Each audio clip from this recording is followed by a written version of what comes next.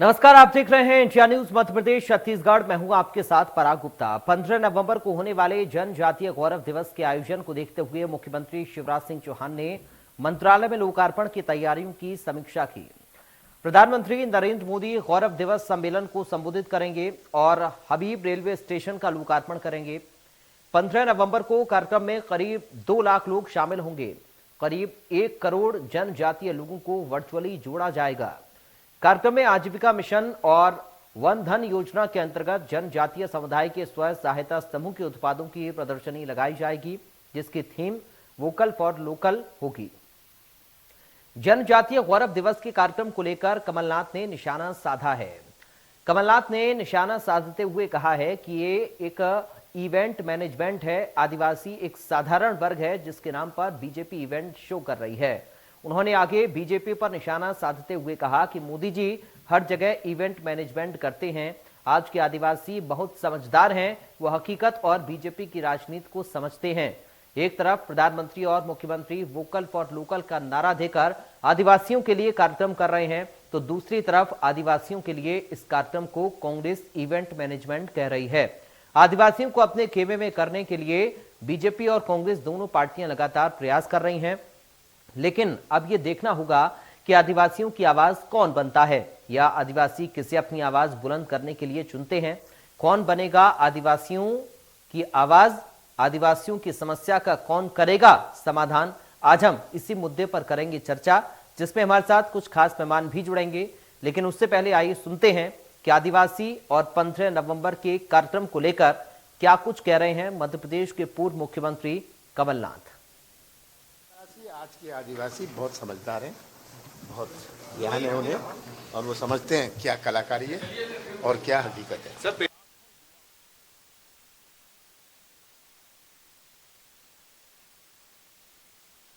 15 नवंबर के कार्यक्रम और कमलनाथ के बयान को लेकर क्या कुछ कह रहे हैं बीजेपी के विधायक आशीष शर्मा। आइए सुनते हैं। जनता पार्टी हर समाज के लिए काम करती है। आदिवासियों पे फोकस ऐसा नहीं है, हमारा तो शुरू से समाज के हर वर्ग पर फोकस रख के हम काम करते हैं। जहां तक बात है भगवान बिरसा मुंडा जी की जयंती 15 नवंबर को भोपाल में बड़े उत्साह के साथ मनाई जा रही है और इस कार्यक्रम के लिए माननीय प्रधानमंत्री जी ने अपनी सहमति दी है, तो पूरे मध्य प्रदेश के हमारे वनवासी आदिवासी भाइयों में उत्साह है कि प्रधानमंत्री जी इस कार्यक्रम में शिरकत कर रहे हैं और मुझे विश्वास है बड़ी संख्या में, हजारों लाखों की संख्या में हमारे भाई बहन इस कार्यक्रम में पहुंचेंगे। तो हम आदिवासियों को लेकर शुरू से काम कर रहे हैं। भारतीय जनता पार्टी शुरू से जिस लाइन पर काम कर रही है, चुनाव की हार जीत से आप किसी चीज़ को मत आंकिएगा। ये वर्ग भारतीय जनता पार्टी के साथ शुरू से रहे हैं और हम शुरू से इस तरह के कार्यक्रम करते हैं। ये कोई नया कार्यक्रम भारतीय जनता पार्टी पहली बार कर रही है। तो हमारे साथ 2 खास मेहमान जुड़ गए हैं, सीधा आपका परिचय करा दूं। भारतीय जनता पार्टी से नेता गोविंद मालू हमारे साथ हैं। गोविंद जी, आपका स्वागत है इंडिया न्यूज में। कांग्रेस पार्टी से प्रवक्ता योगेश गुप्ता हमारे साथ मौजूद हैं। योगेश गुप्ता जी, आपका स्वागत है इंडिया न्यूज में। गोविंद मालू जी, शुरुआत में आप ही के साथ कर रहा हूं। आप लोग आदिवासियों की आवाज बनने की कोशिश कर रहे हैं और कांग्रेस इसको इवेंट मैनेजमेंट बता रही है। आपका पहला रिएक्शन इस पर। पराग जी, कांग्रेस ने आदिवासियों का जो भावना आजादी उसी का परिणाम रहा, उसकी फलश्रुति आदिवासी का मोह भंग कांग्रेस के प्रति हुआ। उन्होंने केवल लॉलीपॉप खाया, आज वो उन्होंने आदिवासी को अपने वोट बैंक के लिए भी और ईसाई मिशनरी जी बताइए। संस्कृति और सभ्यता जो जिस बात की हम दुहाई देते हैं कि हमारे आदिवासी हमारे भारत के ये मूल निवासी है, ये लोग ये सिद्ध करने में लगे थे कि ये लोग तो ये लोगों की संस्कृति अलग है, भारत की से बाहर से आए हैं। तो ये इस तरह से ये इन्होंने हमेशा जो वितंडावाद किया है उसके खिलाफ भारतीय जनता पार्टी ने उनकी संस्कृति, उनका सभ्यता और उनकी कला और उनकी लोक कला उसको जीवित रखने के लिए और उनकी मूल जो उनका जो एनाटॉमी है, कृति है, जो मूल उनका स्वभाव है, उसको बरकरार रखने के लिए ये लोकल फॉर वोकल और कई सारे ऐसे प्रयोग भारतीय जनता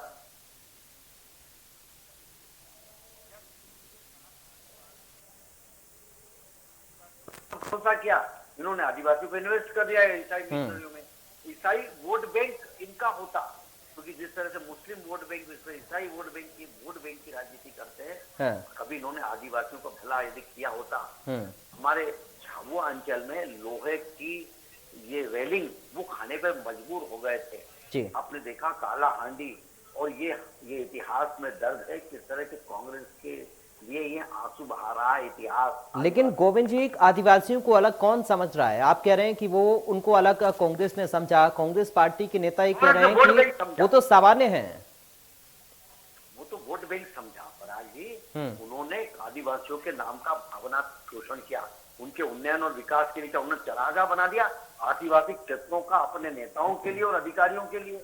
सबसे बड़ा भ्रष्टाचार का यदि कोई केंद्र था कांग्रेस के शासनकाल में तो आदिवासी क्षेत्र था, और इसीलिए वो पैसा जो आदिवासी के नाम पर निकाला जाता था वो आदिवासी तक नहीं पहुंचता था। ठीक है। आदिवासी को तो वही अशिक्षा में, अशिक्षा के अंधकार में और स्वास्थ्य सेवाओं से दूर रखा गया, और इन सब कारणों से ईसाई मिशनरियों ने वहां प्रवेश किया, उनका धर्मांतरण कराया। ठीक है। उनको जीने के लिए जो अधिकार चाहिए था सरकार की तरफ से वो कांग्रेस ने 60 साल में नहीं दिया।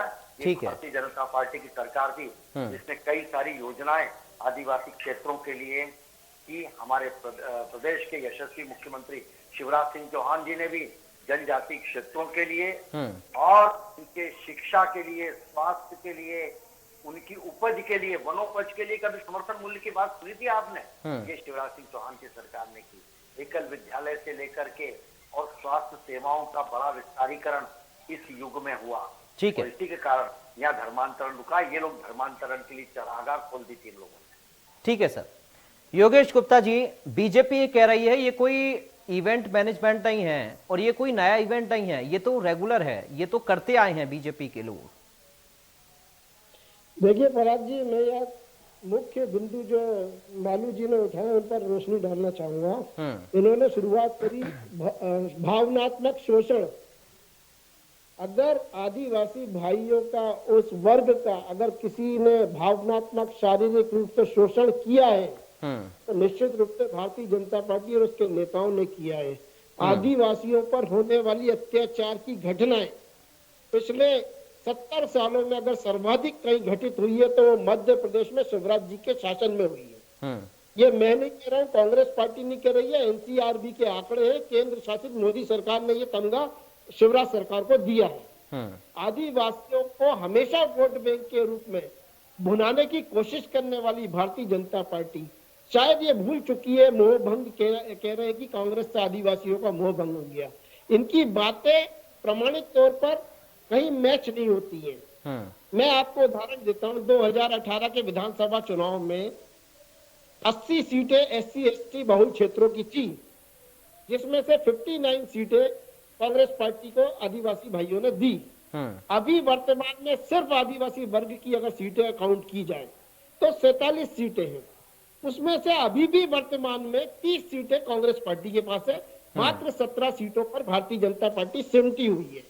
उसका कारण है भारतीय जनता पार्टी के पदाधिकारी, जिला अध्यक्ष और जितने भी आदिवासी क्षेत्रों से लगे हुए इनके जो छुटपैये नेता हैं वो बराबर आदिवासी भाइयों पे, उनके परिवार पर अत्याचार करते हैं। चाहे वो नीमच की घटना हो, चाहे वो नेमावार की घटना हो, चाहे खरगोन की हो।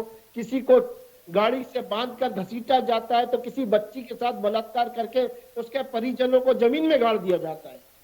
जहरीली शराब से भी अगर जो सर्वाधिक मौतें हुई है वो हमारे आदिवासी भाइयों की हुई है और आदिवासी बहुल क्षेत्र में हुई है। तो उसके कर्ता धर्ता भी जो जहरीली शराब के कारोबारी है वो भारतीय जनता पार्टी। लेकिन योगेश गुप्ता जी, अगर आप ये कह रहे हैं कि आदिवासियों का शोषण बीजेपी ने किया है तो फिर आदिवासी बहुल इलाके में कैसे बीजेपी को वोट मिल गया उपचुनाव में? जोबट में देखिए क्या हुआ। देखिए, जोबट में भारतीय जनता पार्टी नहीं जीती है, वहां सुलोचना रावत जीती है। और रेगांव जो इनकी 32 साल पुरानी सीट थी वो भी आदिवासी बहुल सीट है। वो कांग्रेस पार्टी ने जरूर, यानी आप ये कह रहे हैं कि कांग्रेस पार्टी के साथ क्योंकि सुलोचना रावत थी इसलिए उनके साथ जनता का समर्थन है, ये बीजेपी का वोट नहीं है? जी हाँ, सुलोचना रावत 50 सालों से कांग्रेस परिवार से रही हैं, एक बार विधायक रही हैं, उनके बेटे विधायक रहे, उनके परिवार से काफी लोगों ने कांग्रेस पार्टी के लिए काम किया है और उनका एक वहां पर जनाधार था। सर्वे में हमसे गलती हुई है, मैं स्वीकार करता हूं कि सर्वे में हमने सुलोचना रावत जी को टिकट नहीं दिया। फलस्वरूप सुलोचना रावत की वहां जीत हुई है, भारतीय जनता पार्टी नहीं जीती है। इनके पास तो अपने प्रत्याशी नहीं है। इनके पिछले 2018 में विधानसभा चुनाव में जो प्रत्याशी था वो चौथे नंबर पे था। तो आप कैसे कह सकते हैं कि आदिवासी वर्ग का इनको वहाँ जन समर्थन मिला है, जन आशीर्वाद मिला है? ठीक है, तो देखिए राज जी, मेरा कहने का मतलब ये है, आदिवासी दिवस पर 9 अगस्त की छुट्टी रद्द करने वाले शिवराज जी की महिमा मंडन मालू जी कर रहे हैं। तो बिरसा मुंडा की जयंती मना रहे एक तरफ, दूसरी तरफ बक्स बाग के जंगल जो काटे जा रहे हैं, जहाँ आदिवासी समूह स्थापित है, उनको उजाड़ा जा रहा है, उनको वहां से विस्थापित किया जा रहा है। तो ये दो चाल चरित्र भली भांति आदिवासी भाई समझता है। यही माननीय कमलनाथ जी ने अपने अभिकथन में कहा। चलिए ठीक है, जवाब ले लेते हैं गोविंद बालू जी से। गोविंद जी जवाब दीजिए। अब भारतीय जनता पार्टी तो जो करती है वो उन तक पहुंच रहा है, उस सरकार का काम जनजातीय क्षेत्रों में। मैंने पहले गिना है कई काम। ये मैंने जो कहा ना, भावनात्मक शोषण करने का काम केवल कांग्रेस ने आजादी के बाद से आज तक किया है। और लगातार वो ये कह रही, अब कलावती अपने सुलोचना रावत के बारे में कह रही, तो वो खुद ही आपसे दुखी हो गई, आपकी कार्यकर्ता, इसलिए तो पार्टी छोड़ के आई वो। लेकिन वो कह रहे हैं कि ये बीजेपी का वोट नहीं है, ये सुलोचना रावत का वोट है। वो तो हारने के बाद यही तो बात है ना, ये जिस तरह का भ्रम फैलाते हैं।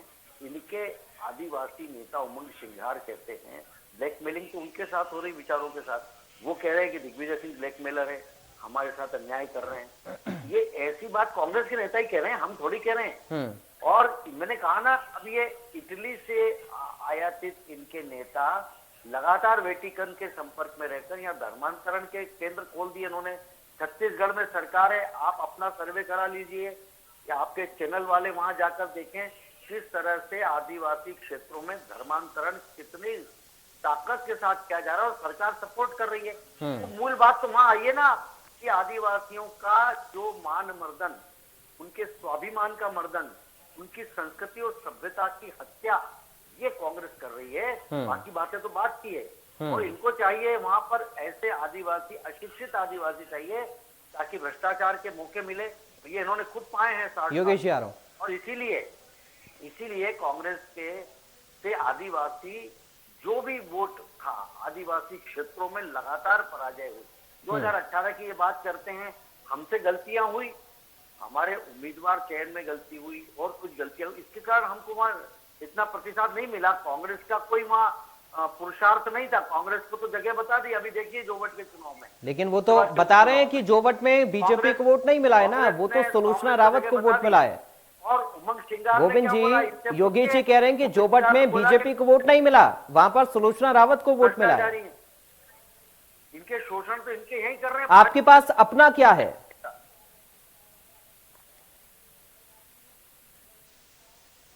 गोविंद जी, योगेश जी कह रहे हैं कि जोवट में सुलोचना रावत को वोट मिला है, बीजेपी को नहीं मिला। आपके पास अपना क्या है सर? देखिए, ये तो क्या है, अपने आप को धोखा देने के लिए कुछ भी कहते रहे। हाँ। जनता जानती है कि सुलोचना रावत को का चुनाव चिन्ह कमल का फूल था और लोगों ने भारतीय जनता पार्टी के चिन्ह पर मोहर लगाई है। सुलोचना रावत जब तक कांग्रेस में थी तब तक वो कह सकते थे कि सुलोचना रावत का वोट है। ये उम्मीदवार अच्छा था, हमारी पार्टी में आया, तभी तो हमने उसको उम्मीदवार बनाया। उम्मीदवारी की भी तो कुछ ताकत और पार्टी की भी ताकत होती है। तो ये मत कहिए हमारे यहाँ पर वो आई और कांग्रेस में उनकी कोई भी कद्र नहीं थी। अब वो सुलोचना रावत का वोट था और कुछ भी कहते हैं, अपने आप को धोखा देते रहे तो देते रहे, हमें उससे कोई लेना देना नहीं है। ठीक है, जो जीता है वो सामने है। और सुलोचना रावत के साथ जो अन्याय कांग्रेस के लोगों ने किया, उमंग सिंघार के साथ जो कर रहे हैं, उनकी पार्टी में इनके आदिवासियों को नहीं पूछ रहे, नेताओं को तो ठीक है सर, क्या पूछेंगे आदिवासी को। ठीक है, ठीक है, योगेश जी जवाब देना चाह रहे हैं। ठीक है, योगेश जी बोलिए। हाँ पराग जी, मेरा यह कहना है कि ये भारतीय जनता पार्टी के नेता और प्रवक्ता बिना धर्म और धर्मांतरण के 5 मिनट नहीं बोल सकते। बार बार मालू जी रिपीट करते हैं धर्मांतरण। अगर धर्मांतरण मध्य प्रदेश में हो रहा है, तो इसकी रोकने की जवाबदारी शिवराज सरकार की है। छत्तीसगढ़ में अगर सर्वाधिक धर्मांतरण हुआ है तो वो डॉक्टर रमन सिंह के कार्यकाल में हुआ है। माननीय आंकड़े हैं मेरे पास, आप तो बिना आंकड़ों के बात करते हो, मेरे पास तथ्यात्मक जानकारी है, आप बोलोगे तो मैं पेश कर दूंगा। एक बात। दूसरी बात, भारतीय जनता पार्टी अभी आयतित प्रत्याशी की बात करते हैं, ये इनके पास खुद की केडर बेस्ड पार्टी बताते हैं एक तरफ ये, दूसरी बात तरफ इनके पास मूल कोई ऐसा नेता नहीं होता स्थानीय रूप से जिसको ये चुनाव में टिकट दे सके। यही हाल इन्होंने कोट में किया, यही पृथ्वीपुर में किया। पृथ्वीपुर में भी पिछले विधानसभा चुनाव में नंबर 2 पे थे, उनको इन्होंने प्रत्याशी बनाया। तो आयतित लोगों से भरी पड़ी है भारतीय जनता पार्टी, जिसका खामियाजा आदरणीय मालू जी ने अभी 4-6 महीने पहले भुगता है इंदौर में। धक्का मुक्की हुई है वरिष्ठ नेता के साथ, वीडियो वायरल हुए थे। थोड़ा सा प्रकाश डालेंगे गोविंद मालू जी आप उस घटना पर जो सिंधिया जी की जन आशीर्वाद के समय आपके साथ हुई थी? तो देखिए, आज भारतीय जनता पार्टी का जो मूल कार्यकर्ता पदाधिकारी है ना, वो टाट पट्टी ही उठाता जा रहा है और धीरे धीरे भारतीय जनता पार्टी में विभिन्न दलों के लोग वर्चस्व कायम करते जा रहे हैं। यही हाल रहा तो एक दिन भारतीय जनता पार्टी का मूल स्वरूप खत्म हो जाएगा। ठीक है योगेश जी, उनका जो आंतरिक द्वंद्व चल रहा है वो अभी 2023 में नजर आने वाला है स्पष्ट रूप से।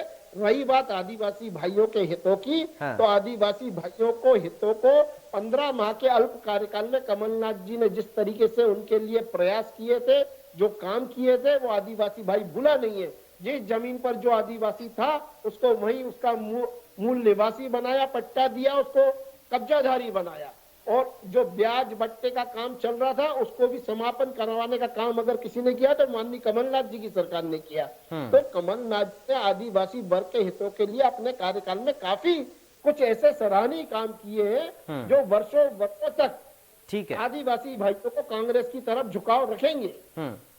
ठीक है गोविंद मालू जी, क्या समस्याओं का होगा समाधान या फिर सिर्फ प्रोग्राम ही प्रोग्राम? नहीं, देखिए एक लगातार आदिवासी क्षेत्रों में योगेश जी मैं आ रहा हूँ, गोविंद जी को एक बार सुन लेते हैं। गोविंद जी बोलिए। सरोकार की योजनाओं का लाभ भी दिला रहे हैं। हाँ। ये जो कह रहे हैं कमलनाथ जी की सरकार ने ये किया, इन्होंने चुनाव के समय आदिवासी छात्रावासों में जाकर टेम्पलेट बांटे थे कि हम आपको बेरोजगारी भत्ता देंगे। इन्होंने महिलाओं में ये प्रचार किया था कि स्वयं सहायता समूह के ऋण की माफी की जाएगी। इन्होंने कई सारी घोषणाएं की, उनके साथ छल कपट किया। कांग्रेस पहले भी छल कर चुकी, छलावा कर चुकी इनके साथ। भारतीय जनता पार्टी ने इनको स्वावलंबन दिया और स्वावलंबन के साथ इनकी उपज का मूल्य, इनके बच्चों की शिक्षा, आदिवासी क्षेत्रों में इनका जीवन स्तर कैसे उठे, उसके लिए अनेक सारी योजनाएं, वो कोई आदिवासी के लिए अलग या शहर के लिए अलग नहीं थी। आदिवासी क्षेत्रों में उस पर बड़ा ध्यान दिया गया कि राजीव गांधी जल ग्रहण मिशन का आश्रय क्या हुआ, झाबुआ में ये बता दें तो मैं बताता हूँ इनको कितना भ्रष्टाचार किया इनके जमाने में। ये नाम बड़ा भारी, राजीव गांधी जल ग्रहण मिशन का झाबुआ क्षेत्र में करोड़ों रुपया इन्होंने स्वाहा कर दिया और अपने उदरस्त कर लिया। फिर उसके बाद हमने जागरूकता फैलाई और ये जो धर्मांतरण की बात कर रहे हैं कि हमारे टाइम हुआ कि इनके टाइम हुआ, ये शुरुआत किसने की? पहले तो मूल बात पर आइए, ये धर्मांतरण होने कैसे लगा? ये इटली से आया धर्मांतरण, कैसे होने लगा? कि कई सारे लोगों को इन्होंने केवल अपने वोट बैंक के लिए ईसाई बनने के लिए बाध्य किया उनको और उनके धर्म से उनको विमुख किया। और क्यों नहीं दे पाया आप रोटी कपड़ा मकान उनको? इसके कारण बेचारों ने, आदिवासियों ने, गरीब आदिवासियों ने उस रोटी कपड़ा मकान के लालच में, कई सारे लालच देने जो आई थी विदेशी एजेंसियां, कई सारे विदेशी फंडिंग होती थी, उसको रोक क्यों नहीं लगाई? ठीक है, हमने लगाई रोक, हमारी सरकार ने उस पर पूरी तरह से विदेशी फंडिंग पर रोक लगाई। ठीक है, उसको ऑडिट भी कराया और कहाँ खर्चा हो रहा है उसकी भी जानकारी ली। ठीक है, और हमने जितने भी इनके धर्मांतरण के केंद्र थे उनको नेस्त नाबूद कर दिया और हमको उनको स्वाभिमान। ठीक है सर, योगेश जी हमने ठीक है जो रास्ता तैयार किया है, ठीक है, कांग्रेस हमेशा उसको ध्वस्त करते ही। मैं तो इनसे पूछ रहा हूँ, ठीक है गोविंद जी, मैं जवाब ले लेता हूँ। योगेश जी कहना भी चाह रहे हैं कुछ, उसके बारे में कहे ना आप। ठीक है योगेश जी, एक फाइनल कमेंट आपका इस पर। समय इतना ही है, इसलिए फाइनल कमेंट एक बहुत जल्दी से। देखिए पराग जी, मैं तो फाइनल कमेंट में ये कहना चाहूंगा कि अगर प्रधानमंत्री मोदी के आने से आदिवासियों पर होने वाले अत्याचारों में कमी आती है, शिवराज सरकार को अगर मोदी जी एक संकेत या चेतावनी देकर जाते हैं या आदिवासी वर्ग के हितों के कल्याण पटेल के अत्याचारों को भूल गई कांग्रेस। कुछ अगर प्रभावशाली ढंग से आदिवासियों के दीप जलाते थे, उनके लोग गुंडागर्दी करते थे, वैसा पटेल उनके घर पे कमाई करके जो चुनाव है। गोविंद जी सुन लीजिए सर, समय कम है। कांग्रेस ने जिस तरह से 27 ढंग से अपने नेताओं को तैयार किया, उनका आर्थिक शोषण किया, उनका दैहिक शोषण किया, उनका मानसिक शोषण किया, के पर यहाँ पाया जाएगा। वाली है। चलिए शुक्रिया सर, समय आज इतना ही है मेरे पास। ठीक है सर, ठीक है, समय आज इतना ही है मेरे पास, इसलिए बहुत शुक्रिया आप दोनों का, गोविंद मालू जी और योगेश गुप्ता जी, आप दोनों का बहुत शुक्रिया।